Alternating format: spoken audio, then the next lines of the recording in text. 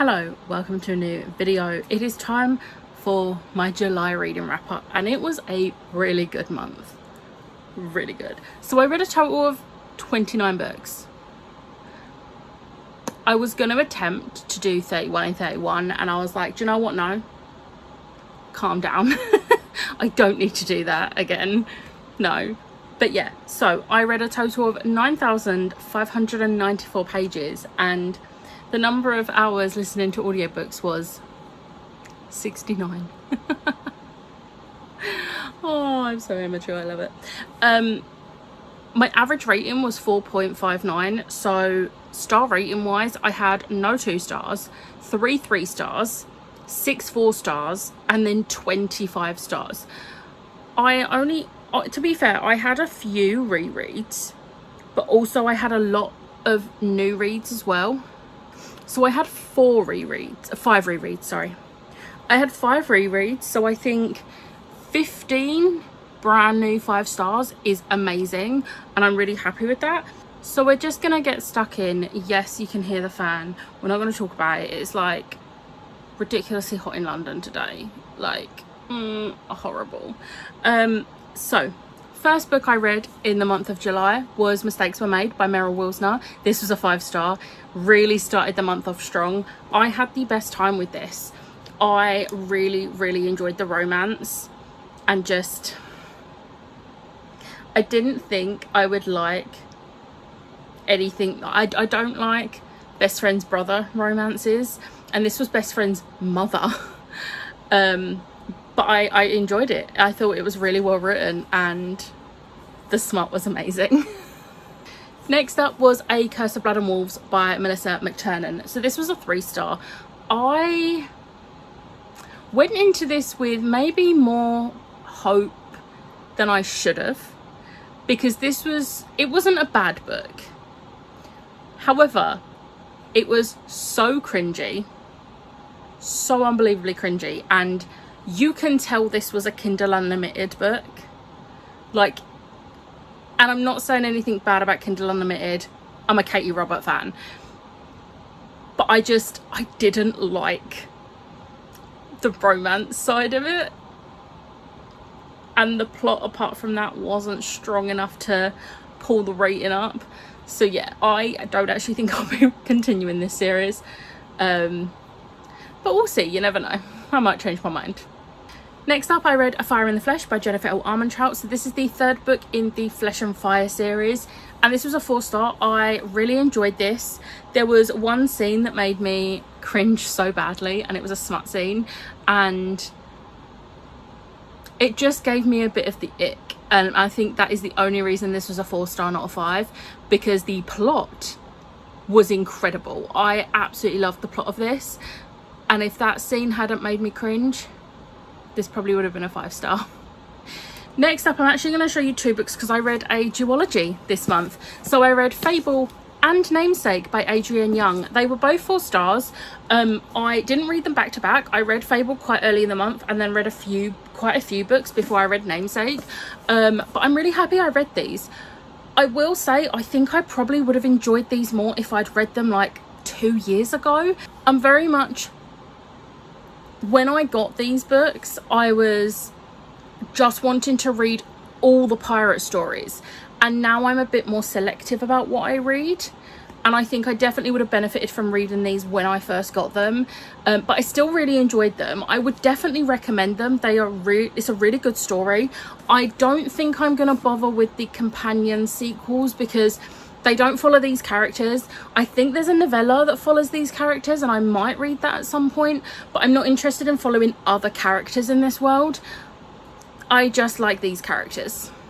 Next up was A Storm of Sisters by Michelle Harrison. I finally finished the Pinch of Magic series.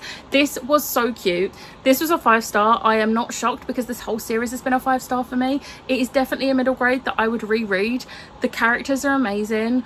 I absolutely love the sisters. They are just so great. I love seeing their relationship, and I love seeing them get up to trouble and mischief because they're just children, and it's so lovely seeing them be kids.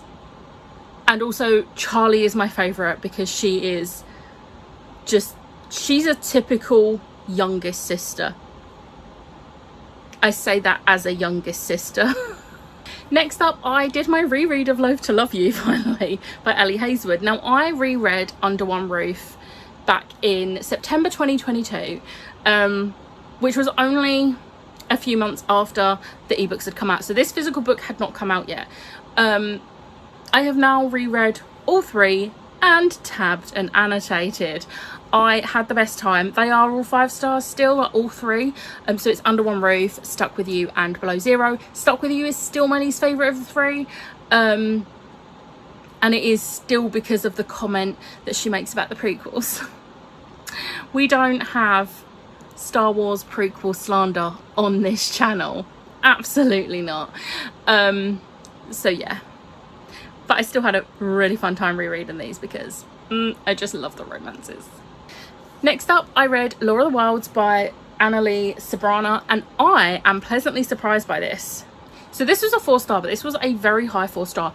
I was not actually expecting to like this as much as I did, because I went into it with the thoughts, like, I've been seeing a lot of people say that it very much reads like YA, and I went in expecting a YA style book. So I was pleasantly surprised when, even though that is kind of the case, it very much toes the line of new adult.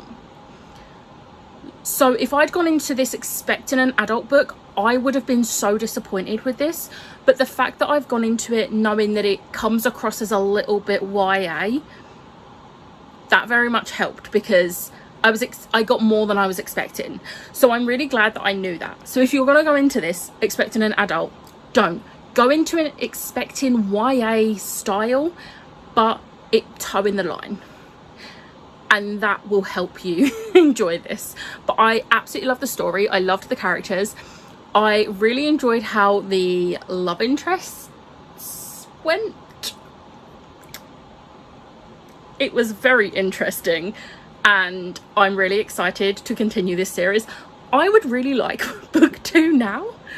Please and thank you. Next up, throughout the month, I read 6 volumes of Attack on Titan. So I'm only going to put the picture of volume 22, because I read volumes 22, 23, 24, 25, 26 and 27. I'm not putting 6 covers up on here, so you're getting 1 cover, but I read up to volume 27, and all of these were 5 stars. I am still having the best time. I will say one of the later ones of these volumes made me cry. Like, it's the first time I've had that type of reaction when reading the Attack on Titan series. So yeah, it finally hit me in the feels. Jem got all the updates. Next up, I read Big Damn Hero by James Lovegrove. I'm very glad I finally pulled Jem's pick from the mug, because I have been so looking forward to reading this. And this was literally, so this was a 5-star. Are we shocked? No. This was literally just an episode of Firefly. And it was so well done. I really enjoyed how the characters have been written, because they've been written exactly how they are in the TV shows and the TV show. And I love the TV show. So yeah. Next up, I read Cage of Souls by Adrian Tchaikovsky. Now, this was one of my 3 stars.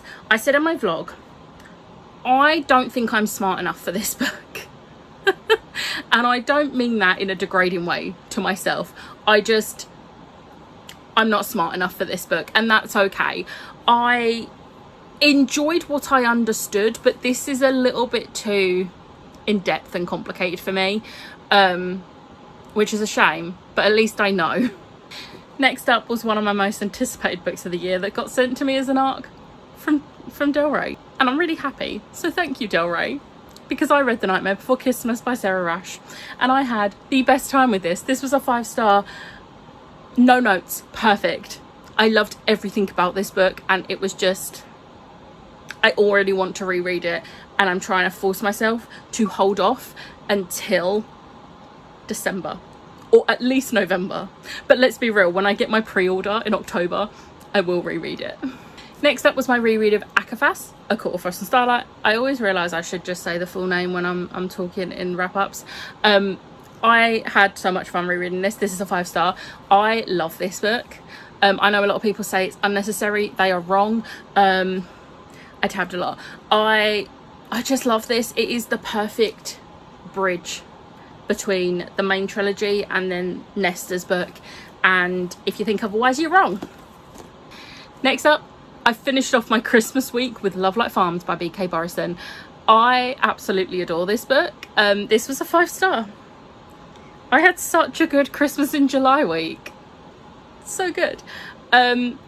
This is a new series that I am itching to continue. I don't have book 2 yet, but I'm gonna have to get book 2 because I need the story for book 2, because the characters are in this and we get basically nothing, but there's a hint. And then I looked up the blurb of book 2 and it is those characters, so I'm like, I need this now, please and thank you. But the romance plot in this one was great. I loved the characters, I loved all the side characters, and it was just, the resolution and the conflict was just perfect. Next, I read Stormglass by Maria V. Snyder.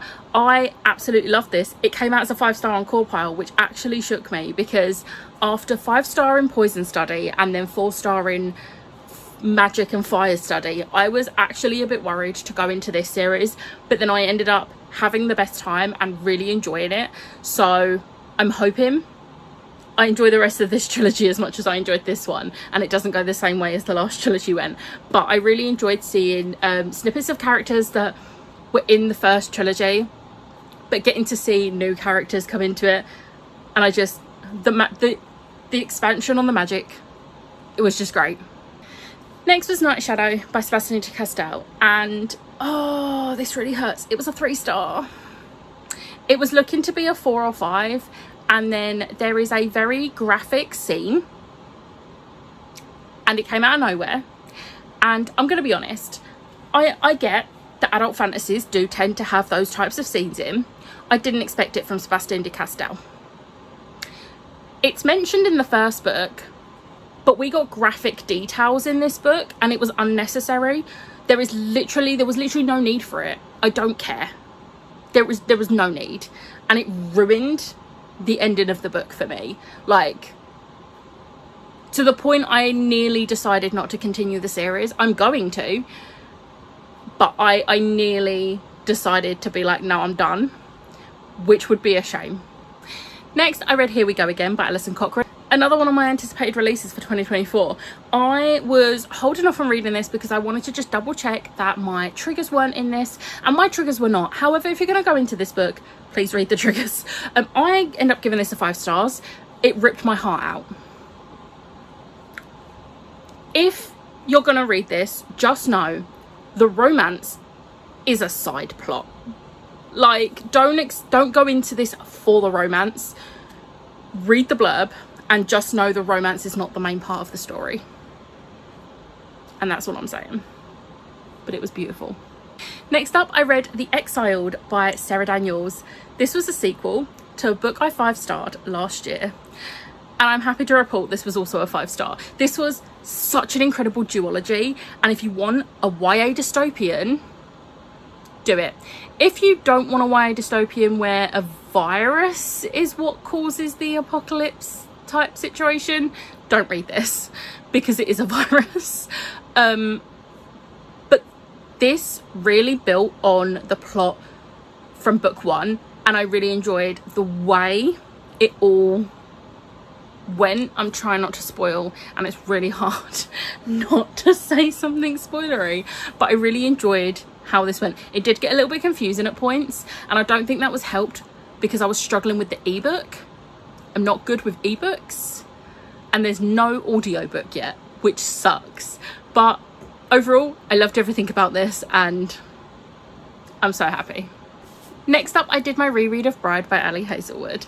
I tabbed and annotated. I will say I didn't annotate this one as much as some of the other Ali Hazelwoods, but I really enjoyed my reread, and I just need the sequel that follows 2 other characters now, please and thank you, but it's not been officially announced yet. She has said that she's gonna do it, but it's not been officially announced. But I would like it. But you know how I feel about this book. I love it. It's Ali Hazelwood. Next, I read Bookshops and Bonedust by Travis Baldry, which is the prequel to Legends and Lattes, and this was a 5-star. I loved it just as much as I loved Legends and Lattes. It was great to see Viv's past. There was some bittersweet things in there because obviously this is a prequel, and I feel like prequels can be very bittersweet. But overall, I loved it. I loved the characters we got to meet in this, and the epilogue just made me so happy. My heart was bursting, and I now want to reread Legends and Lattes. We are near the end. Next up, I read Where the Heart Should Be by Sarah Crossan. This was a 4-star, and this is probably one of my biggest surprises so far, because this is not only historical fiction, but it's also poetry, and I don't tend to go for either of those things. But I did, and I'm really glad I did, because this was so beautiful. It was heartbreaking. Like, it follows the famine in Ireland in the 1800s, like where the potatoes went bad and like harvests were bad, and it was so heartbreaking but so beautifully written, and just really hit me in the feels. And then finally, I read The Tower at the End of Time by Amy Sparks. So this is the second book in the House at the Edge of Magic series, which I read the first book a couple of years back and really enjoyed it, and then this is me, so I didn't continue the series, even though book 3 is now out. So I read book 2 and I had the best time. This was a 4-star. It was this close to being a 5-star, but I absolutely loved this, and I just love the characters. Eric is my favourite, and if any harm comes to him ever, I will DNF the series, because he deserves just all the cuddles, and he's just so cute. But I really liked how we saw Nine's relationships develop in this one. It was just so beautiful, and it was so whimsical and fun, and that's what I wanted. So that was my July wrap up. I took part in obviously my own readathon, Sixathon, and also Magical Hopathon, which was hosted by Rachel Kerris, and I completed Sixathon. And then if you watched my TBR at the end of June, you'll know that for Magical Hopathon I had picked a prompt for an attraction, a show and a snack for each of the 4 parks, and that was going to be it. But then I accidentally filled all the other prompts as well. I did double up on a couple of snacks and shows, so obviously I won't get points for doubling up on that, or extra points for doubling up on those. And I'm not going to do points for all the extras I read, because I didn't read those ones in any sort of order or anything. But also, I will say, I didn't find out until 3 weeks into the readathon that you're actually supposed to read each park in order. So if you're going to go to a park, you have to read all of Magic Kingdoms first before you move on to the next park. Now, I didn't know this, and also park hopping exists. It's only recently come back in, but even before the ability to go between 4 parks in a day come back after COVID, you could still do 2 parks in a day, because that's what I did when I was in Florida. I was doing 2 parks in a day. So I don't like that rule.